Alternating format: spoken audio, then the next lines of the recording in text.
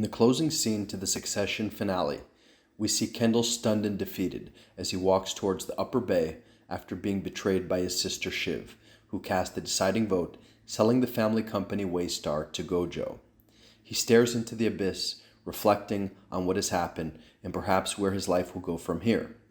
As he approaches the water, we are left to wonder the same. I found myself worried for Kendall. With nothing left to fight for in this world, his identity and his source of power gone, would he choose to end his life? I assume others had the same feeling. After all, for many viewers, Kendall was the character they had been rooting for. But why were we left with this feeling of dread? After all, Kendall is still a billionaire who will never have to worry about having to earn a living. His cash windfall from the sale of the company would be a dream to anyone else on Earth. I posit that the reason we had such a feeling of dread as he approached the water was that the show led us to the fear of Kendall committing suicide through a precisely executed theme which echoed throughout the series. The presence of water is what led us to this feeling, as the creators had pounded the image into our heads over past seasons. Water is a recurring theme connected to Kendall in Succession.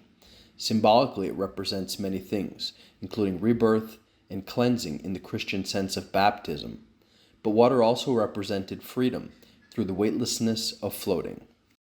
For Kendall, water is an escape from all the pressure of the world, much of which came from his father, but also applied by his own inner struggles in his fight to succeed his father.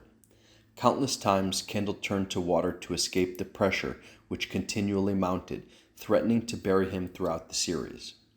We see Kendall on the beach running into the ocean for a solitary swim, and then floating on his back seemingly free. We see Kendall slouching into an empty bathtub, perhaps longing for water to take the pressure off him. We see him float in a pool on a yacht as he ponders his decision to sacrifice himself in place of his father and accept the punishment for the crew's scandal, or whether to turn on his father and seize the crown from his head. Water is the place he goes for security, clarity, freedom, and a release from all the pressure in his life. We see an interesting role reversal the night before the big vote in the series finale. In the scene, Kendall decides to have a night swim while Shiv and Roman discuss the options in front of them. Shiv jokes that they could just kill Kendall and imagines his reaction. "You guys actually just murdered me. You guys are the worst. How dare you?" Shiv does not even conceive that the next day she would drive the stake into his heart and may actually kill Kendall by taking away the only thing he had left to live for. After deciding to anoint him, the siblings swim up to the raft where Kendall is perched. They instead bask in the water, visually resembling loyal subjects bowing at their king's feet, now relieved and free of the pressure of fighting for the throne. We also saw water as a potential threat to Kendall's life. He almost drowned in a car accident that sent him into a lake, leaving a young man dead. We also saw water almost kill Kendall in Season 3 as the depressed, broken, and hopeless Kendall drifted away in a swimming pool. The episode ended, leaving us to wonder if Kendall had perished, and with intent. Might Kendall again seek water as the ultimate release of the pressure of life, a means of suicide? This was not the only time in the show where we were left to wonder if Kendall would end his life. We knew of his problems with drug addiction and the fact that he always seemed to be walking on a razor's edge, one step away from his demise. This was one of the main reasons that his sister Shiv did not trust him to lead the company into the future, leading her to vote in favor of the Gojo acquisition, betraying her brother. Her actions showing her opinion of her brother, which echoed Roman's statement, "We are all bullshit," and their father's assertion, "You are not serious people." When given the power to crown her brother, she balked.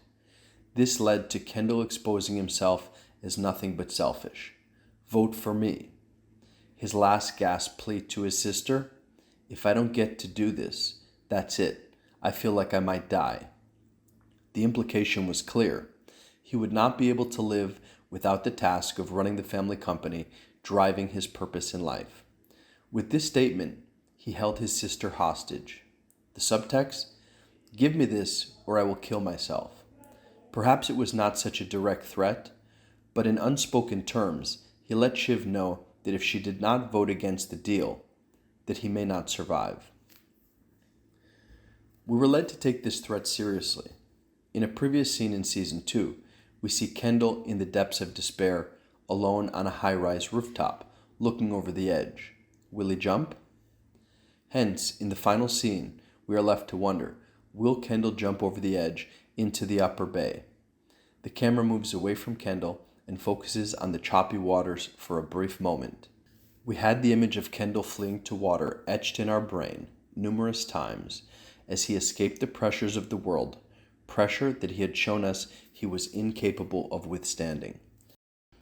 Yet as Kendall approached and gazed at the water as we sat on the edge of our seats, he paused for a brief moment, turned around, and sat down on a park bench dejected and faced the water in despair. The last shot of the series. Before the scene fades to black, the music quiets, and we hear the sound of lapping waves, a subtle detail reminding us that the water is on Kendall's mind. But what is the meaning of this scene?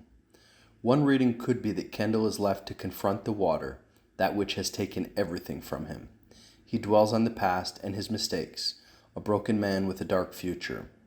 But there's another more optimistic possibility.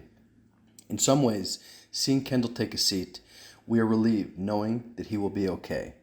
This also perhaps represents the character's growth, no longer needing to flee to water to feel free, to cleanse himself, to feel at peace and avoid the pressures of life.